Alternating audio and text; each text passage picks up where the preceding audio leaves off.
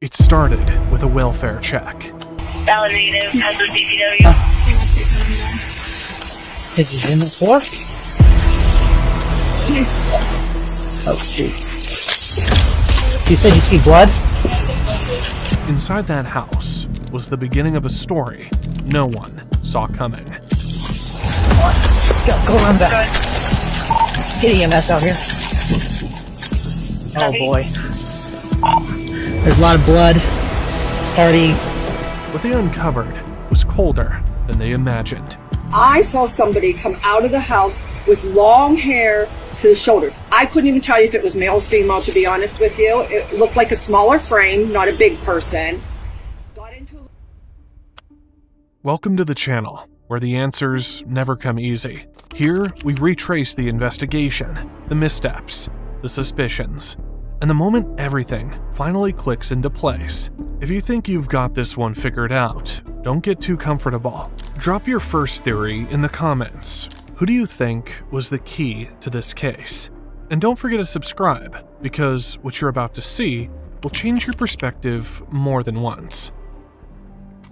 It started out like any other weekday, but by that afternoon, Wednesday, April 19th, 2023, something felt off. The call came in to Hudson Police, not from a neighbor or a coworker, but from a mother. She explained her daughter had been waiting at school, expecting to be picked up by her father. That never happened. I was wondering if I'd be able to request a wellness check on someone. Okay, what's going on? So my daughter was supposed to be picked up by her father today, and I got a call from the school that she was still at the school, so I ended up picking her up. They tried to contact him. I tried to call him a couple times and haven't received anything back. And what's his name? Todd Morgan. The father's name, she said, was Todd Morgan. Todd wasn't just any dad. He was a well-known professor in Cleveland.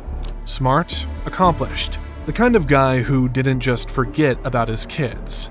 He had 2 children, Aaron, his 10-year-old son from a past marriage, and a little girl, Cecilia, almost 5, with Marianne, the woman who called 911. That Wednesday was supposed to be his turn with his daughter, but he never showed up. Todd had always been steady, the kind of man who showed up when he said he would, especially for his kids. That's what made this so unusual. Has he ever done anything like this? No, I don't think he would forget his daughter from school, but we are going through some custody issues right now, which is why I find it to be a little bit more unusual. Even with the custody battle going on, this felt out of character. Todd's life had gone through phases. His first marriage was to Therese Reagan. They tied the knot in 2010, back when everything still felt promising. Todd stepped into the role of stepdad to Therese's son, Aiden. Not long after, they had a child of their own, Aaron. But things didn't stay perfect. Todd crossed a line with one of his students, and when Therese found out, that was the end of their marriage. They divorced. Eventually, that relationship with the student ended too. Then came Marianne. He and Marianne Karandang connected fast. It felt real to both of them. They got married, and in 2018, their daughter Cecilia, Cece, was born. She became the center of Todd's world. Todd was the kind of guy who always picked up his phone. Didn't matter how busy life got. If you called, he answered. That's just who he was. When you call him, does it go straight to voicemail or does it ring? It rings. The phone was still on. That made things even more strange. Todd had built a good life. After earning his degree from Cleveland State in 2005, he went on to get a doctorate in business administration from Kent State. He taught across the country, Massachusetts, Michigan, and finally returned to Cleveland State as a professor. He loved travel, animals, the classroom, but nothing mattered more than Aaron and Cece. So, when he didn't show up for his little girl, it wasn't just a mix-up. Something was off. At almost 7 p.m., a patrol car pulled up to a quiet house on West Streetsboro Street. A male and female officer stepped out. This was the home Todd Morgan had bought just over a year earlier, back in February 2022. It sat back from the road, framed by an open front lawn. The backyard held a small pond, a greenhouse, and a few garden beds. It looked peaceful, calm. Nothing seemed out of place there, until now. 2015 Porsche, black in color to Todd Morgan from that address. The officers were on the lookout for Todd's black 2015 SUV, but when they pulled up, the driveway out front was empty. No sign of the car. While he was checking the driveway, the female officer stepped up to the front window. She leaned in, looked through the glass, and spotted someone. Valid native, has the CCW. Is he in the floor? That's when she saw it. Oh, shoot. You said you see blood? It looked bad. The mood shifted instantly. The radio cracked again as the officers called for EMS. 110 radio. What? Go run back. Get EMS out here.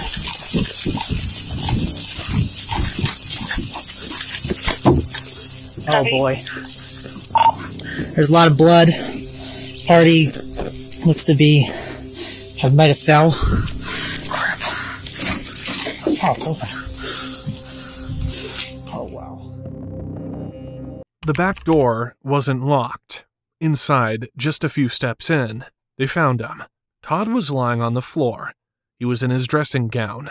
His body showed clear signs of trauma, especially to the head.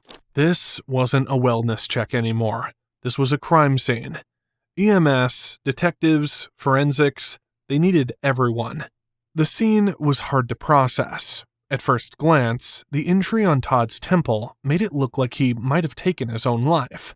There were shell casings nearby, but there was no gun in sight. Maybe it was underneath him, they thought. But as they checked more closely, nothing. No weapon anywhere near his body. That changed the entire direction of the call. This wasn't a man who had ended his life. This was something else. Something worse. I don't see a weapon. That's why I'm thinking something else. They started clearing the house, checking room by room. They didn't know if anyone else might be inside.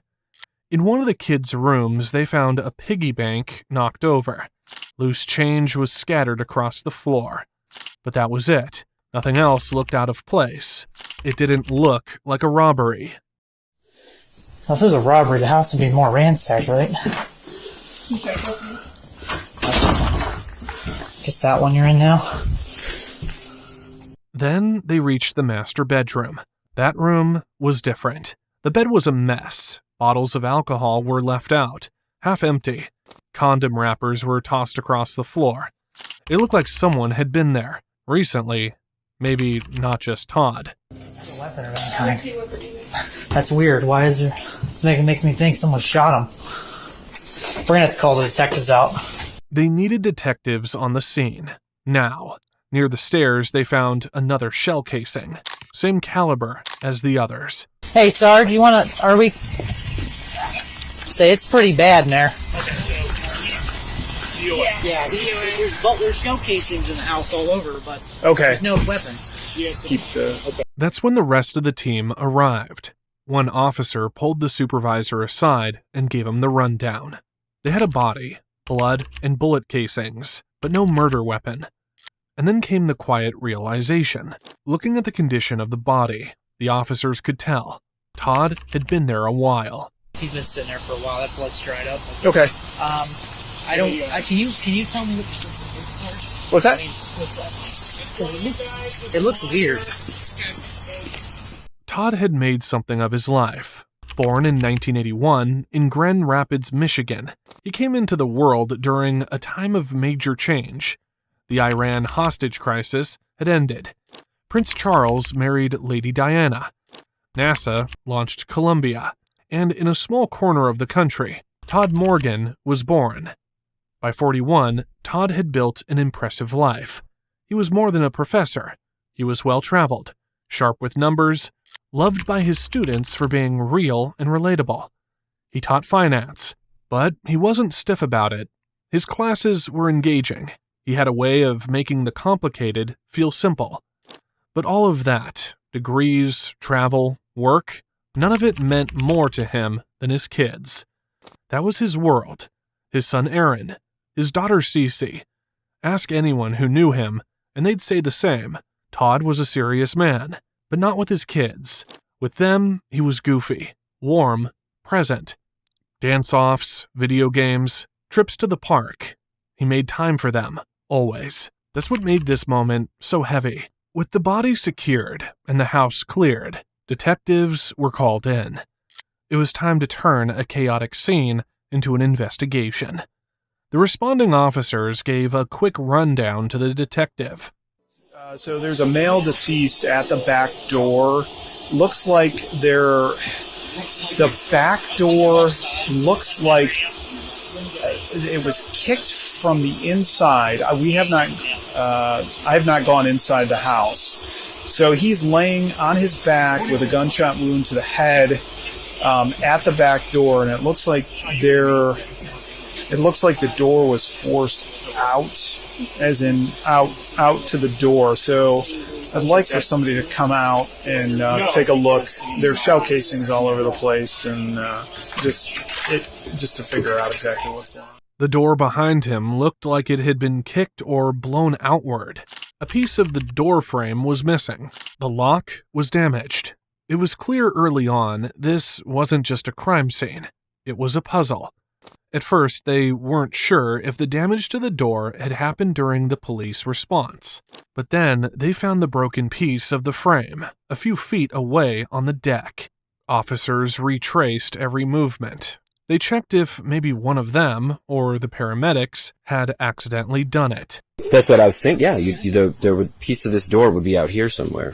Oh, wait, there it is. It's all the way over here. Oh, okay, then that definitely wasn't us. Because he did not hit it. He did not pull it that hard. You would have seen that fly all the way over here, right? Yeah. So that paramedic never stepped over there. There's the door piece of the door jambs right here, too. That meant someone else had. And it had happened before anyone arrived. Then came another clue. There were bloody footprints trailing out onto the deck. They led down the stairs, toward the driveway. Todd's black SUV was parked nearby, untouched. But whoever had walked out that door must have had a ride waiting, or their own vehicle ready to go. At first, they considered if the prints could have come from one of their own. Let me double check Sean's tread. Unless Sean walked back out today, but we both went over the water. All right, Lee, just for good measure, bottom of your feet. All right, definitely. Can I see your tread on your shoes? Yeah, definitely not you. Okay. There's footprints all over in the blood, and it looks like boots. So. I don't think it's Cassie's there because her tread's. Yeah, it matches nobody's. No match. The prints didn't belong to any of them. Even the paramedics were checked. Can I see the bottom of your boot real quick, just to see? No. Yeah, can I see the bottom of your shoe? I try to tippy-toe around. So that was it. The prints didn't belong to anyone still at the scene, which meant the person who left them was gone. Inside the house, police found laptops and tablets scattered in plain sight. Nothing seemed taken. That alone cast doubt on any theory about a robbery. His car, a high-end vehicle, still sat parked neatly in the driveway. His wallet and keys were found too, stashed inside the house, just missing the cash, which according to the family wasn't unusual. Todd rarely carried any, but one thing was missing, and it stood out. His phone was gone. Officers began combing the home for any sign of what might have happened. Eventually, they uncovered 8 shell casings inside. A few guns turned up during the search too. In one closet, hidden beneath layers of clothing, was an unloaded 9mm handgun. Close to it, they found a shotgun, also not loaded. The master bedroom held another surprise. Sitting on a shelf inside the nightstand was a second 9mm, this one tucked under a Spider-Man mask. It was loaded, 1 round in the chamber, 4 in the magazine. Every gun they found was legally registered to Todd, but none matched the bullets that killed him. With the house searched and little to suggest forced entry, officers turned their attention to the neighbors. Maybe someone saw something, a stranger loitering, a parked car, even something that didn't feel right. Neighbors mostly described Todd as polite, reserved, and often seen with his 2 young children. He wasn't the chatty type, but he waved when he passed by. But then they found Linda, who lived a few houses down. Linda had a gut feeling that something was off. She couldn't quite explain it. I always said there's something off about him. Like, I get really feelings about people when I meet people, and I always said, I don't think there seems to be something strange about him, but I couldn't put my finger on it. Her daughter babysat for Todd once or twice about a year ago. She always thought there was something strange about him. The officer wanted her to spell it out. What exactly felt off about him? Has he ever mentioned anything odd to you before? Like strange, ever saying anything strange to you? Just seems odd. Weird. But she couldn't put it into words. She didn't understand how he lived the way he did. He said he worked from home. What does he do? He drives a Porsche. It could be some kind of computer on work-at-home job. I mean, that's pretty common nowadays. Fixing up the house the whole time. Where does this guy get his money from? I don't know. She didn't buy the whole story about a work-from-home job. It felt too convenient. And then there was the babysitting. Like, what does he do? And he says, he needs to run errands and go to the gym, and so he wants my daughter to babysit. Where's he going? You ever noticed any depression or anything like that? He just seems off. Just seems off. He seems like off, like weird. Like, I don't know. I get a very off feeling about him. What's your name, ma'am? My name's Linda. He gave her a weird feeling, that kind of off energy you can't always explain, and that was all she had to say. At the house next door, retired grandfather Brian had been home all morning, like he usually was.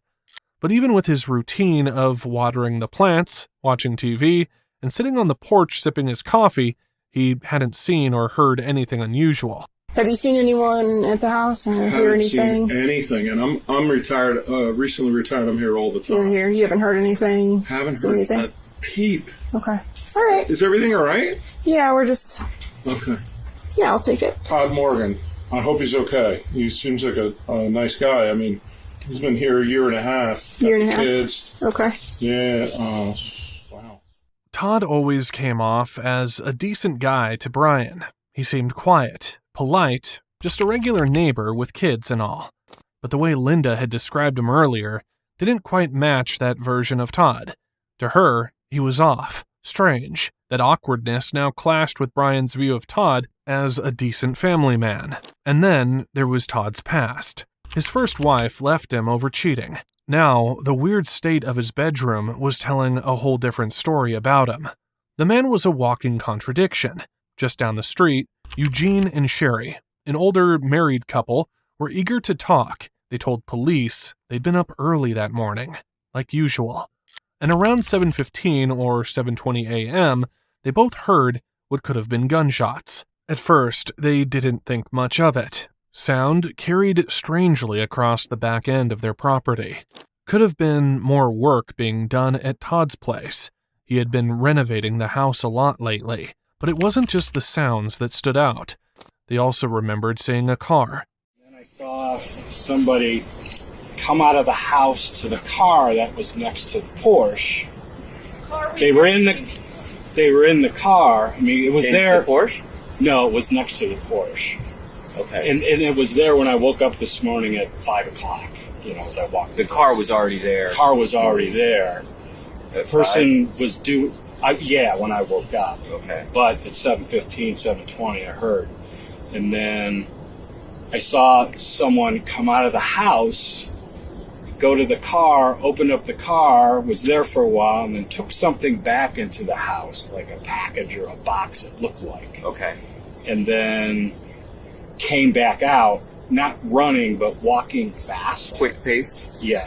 At what time was that? It had to be 7:20. At 7:20? Yeah, that it all happened within a couple That of was minutes. when you heard the two shots. I'm assuming. I don't know. And then I thought someone was banging on something, and then a little pause, and then 3 more, 4 more. Police asked if they could identify the person behind the wheel of the unfamiliar car. Can you describe that car? It was a smaller car, light colored, maybe a light blue, light gray. I couldn't get the make of it. Do you happen to have cameras? I checked my ring. You didn't pick it up? It didn't pick it.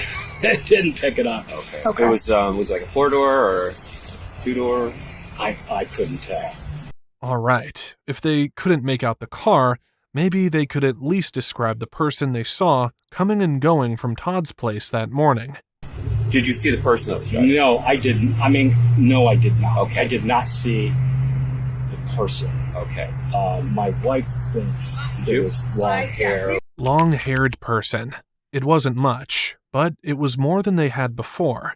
Sherry saw the individual who left in the unknown vehicle. She gave a general idea of what they looked like. Small build, shoulder-length hair. So then I saw somebody come out of the house with long hair to the shoulders. I couldn't even tell you if it was male or female, to be honest with you. It looked like a smaller frame, not a big person. Got into a little car. I wouldn't say the car was champagne colored. He said it was bluish. So there you go for our perspective of what it was. Regardless of the color of the car, she was confident about one thing. It was not a car she'd ever seen at Todd's house before. There are cars. Todd, from what I know, he's only been here less than a year. He has 2 children from different mothers. They're coming and going all the time, dropping kids off. Oh, sure. And there's always like a Jeep there from somebody he knows. And I don't know if it's one of the mothers or not, but it's a newer Jeep. Okay. This was a car that I'd never seen. You'd never seen that car? No. But this unfamiliar car, it stood out. Sherry was certain it wasn't part of the usual mix.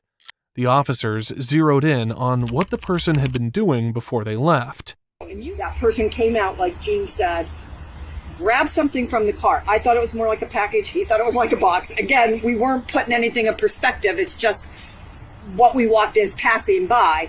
And then the person took something back into the house and then came back out and then just drove away.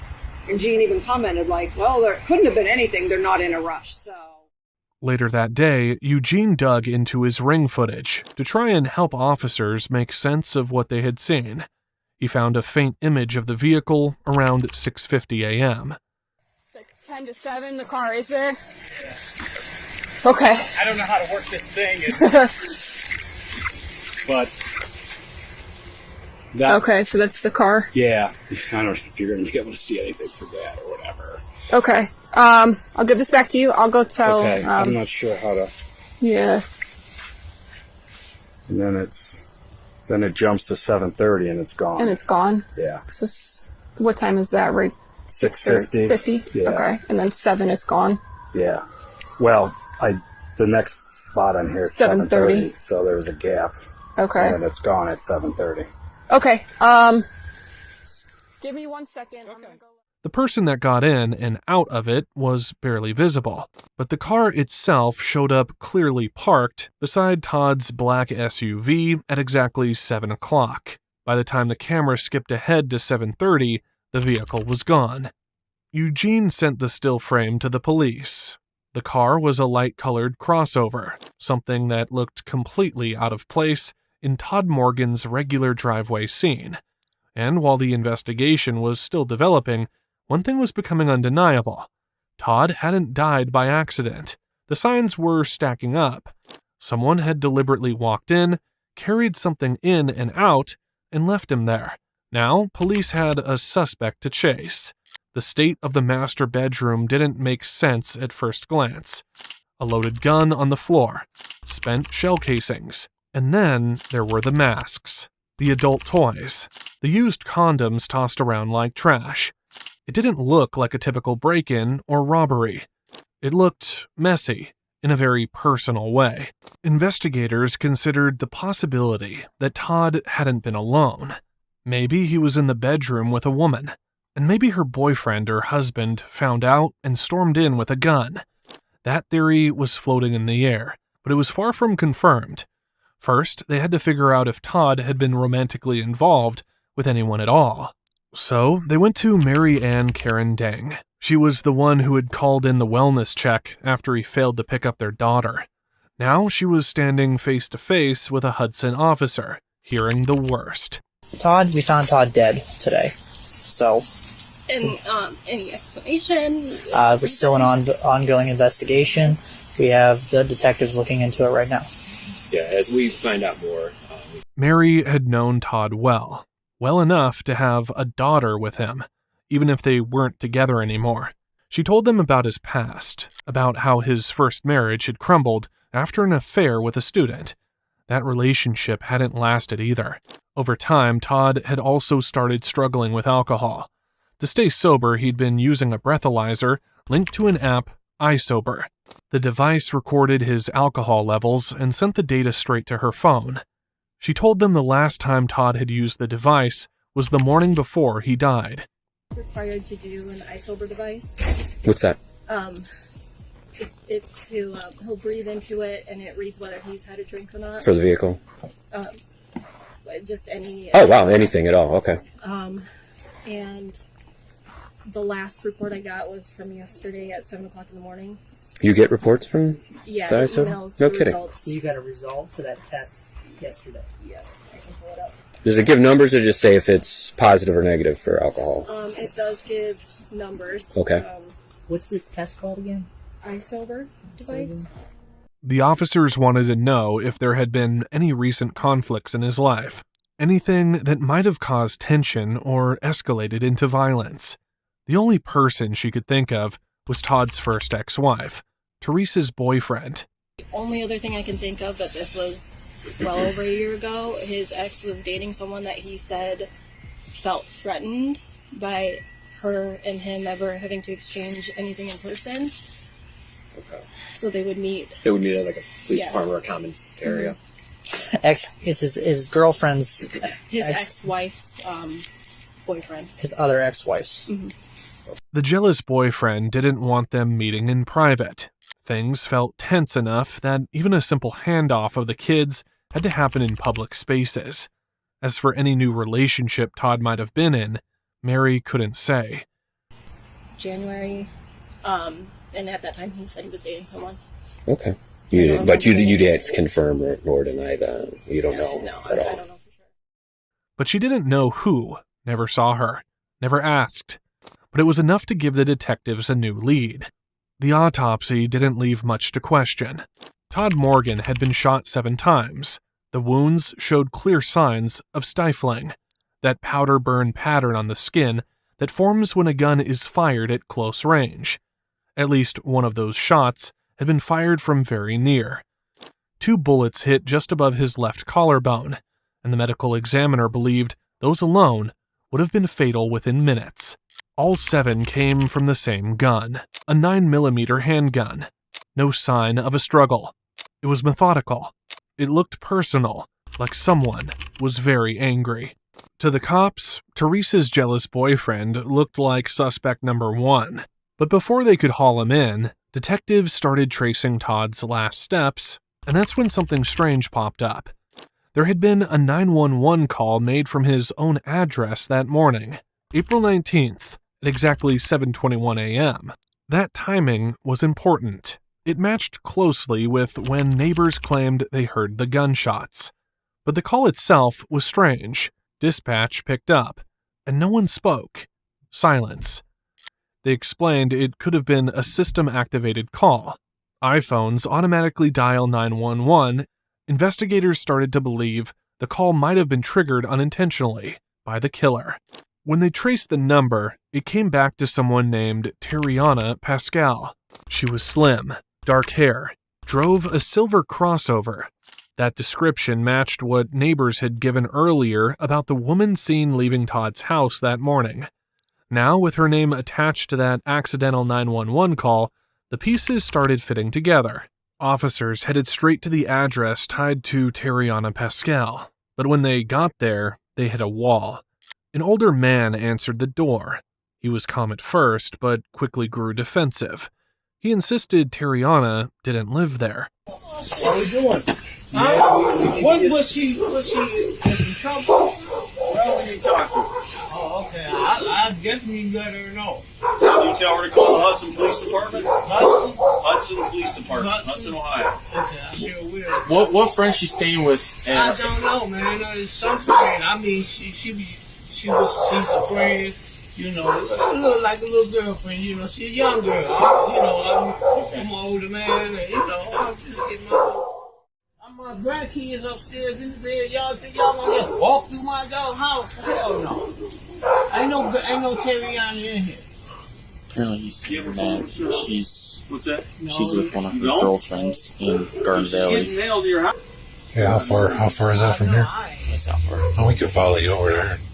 He refused to let officers step inside, repeated there was no Tariana in the house. She said she wasn't even in the area anymore. She was staying with a girlfriend, somewhere in the valley. They had a name, a face, and now a possible next location.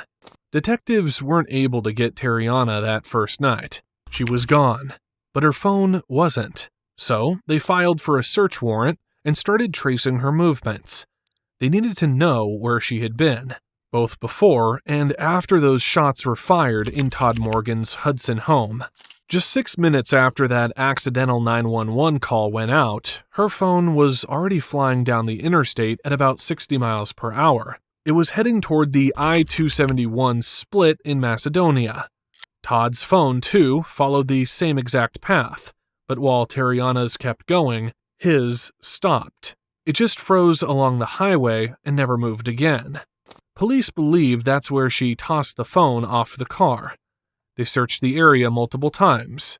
His phone was never found. The search finally led them to her sister's apartment at the Envision complex.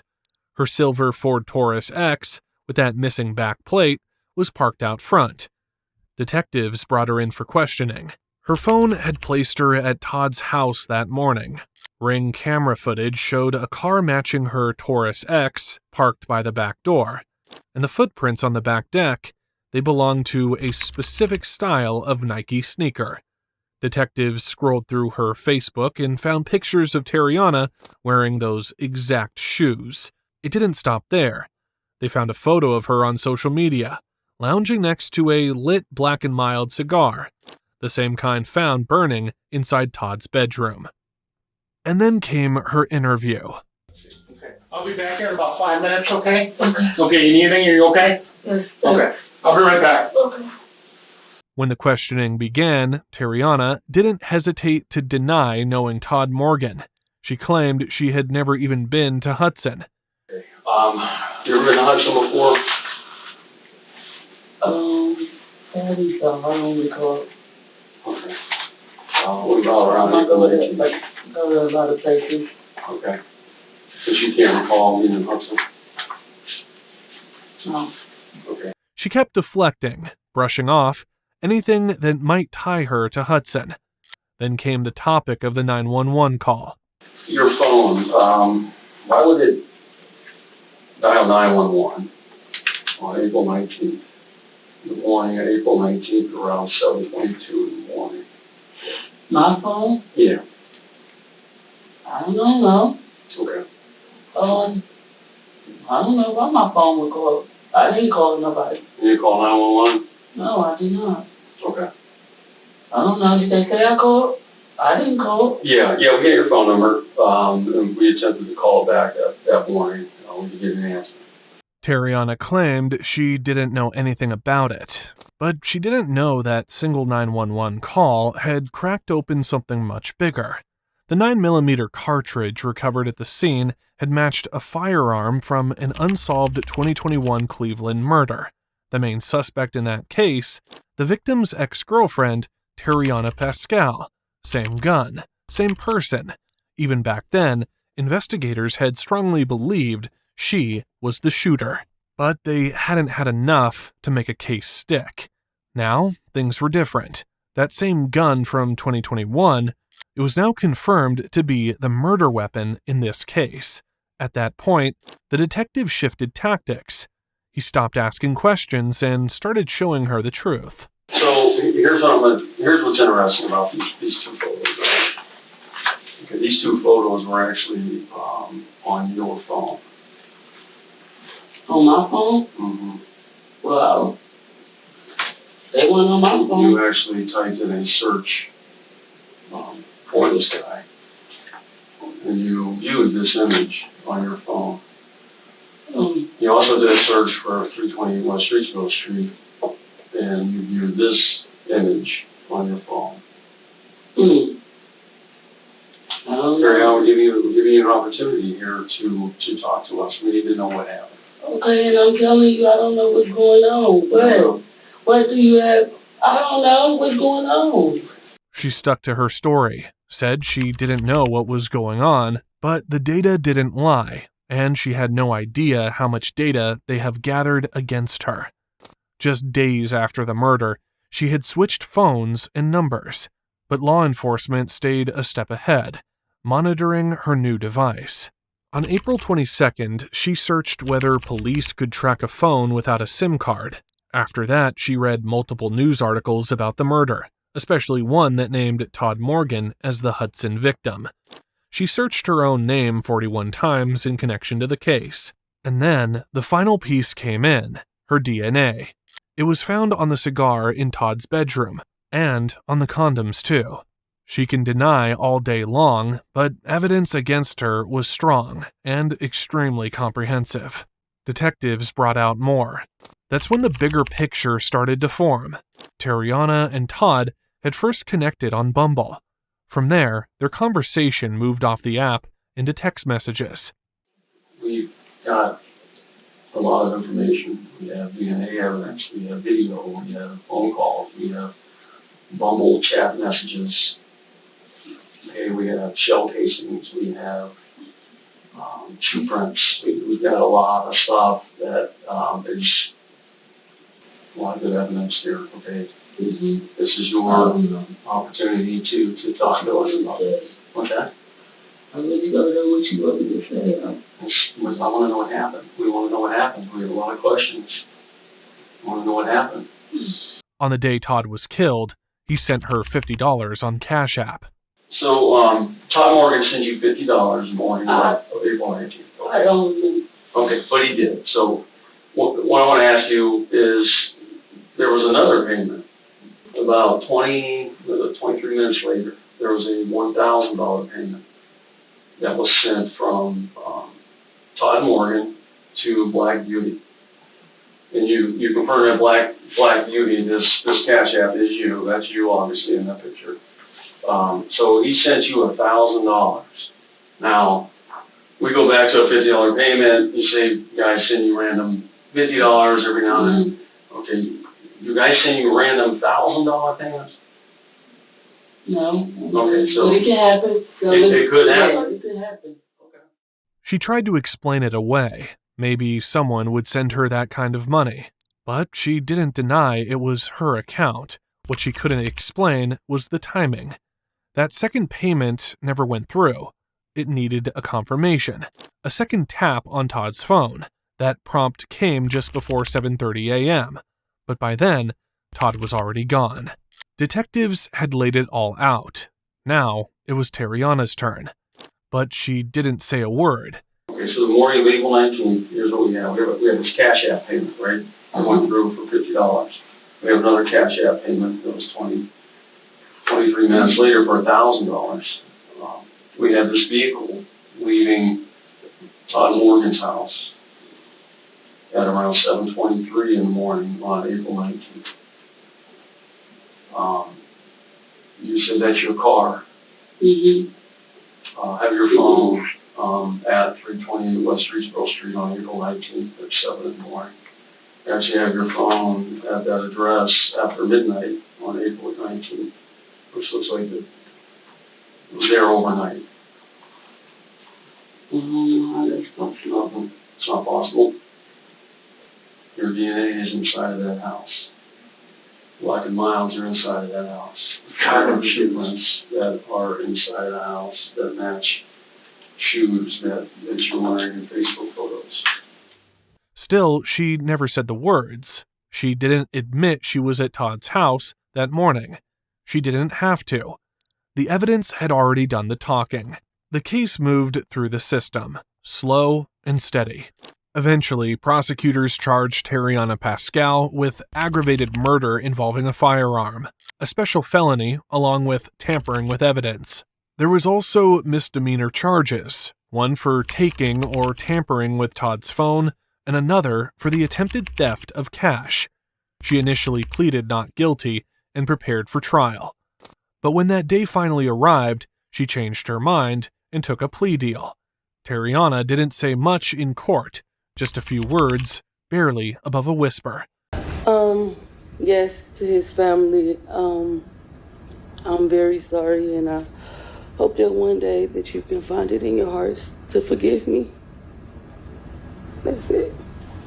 The judge delivered her sentence. I'm sentencing you to a period of 20 years to life on count 1, aggravated murder and unclassified felony. In addition, that sentence will run consecutive to the 3-year firearm specification, which is attached to that count 1.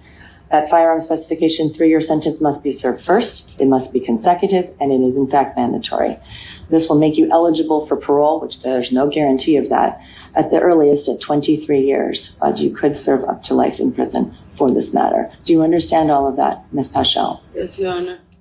Todd Morgan was laid to rest, surrounded by the people who had loved him through every season of his life. His funeral was held at Lifestream Church on the first day of May. The room was filled with stories, with memories, with grief, and with love. The kind that doesn't end, even when a life does. Some cases leave you asking how. This one, it keeps you stuck on why. Todd was someone's dad, someone's brother, someone's reason to keep going. And yet, in the space of a moment, his name became a headline. His house, a crime scene. His life, a cautionary tale. Thanks for watching the channel. We break down the cases where the truth doesn't scream, it whispers. Subscribe if you haven't already, because the next story, it only gets darker. Until then, stay sharp and stay listening.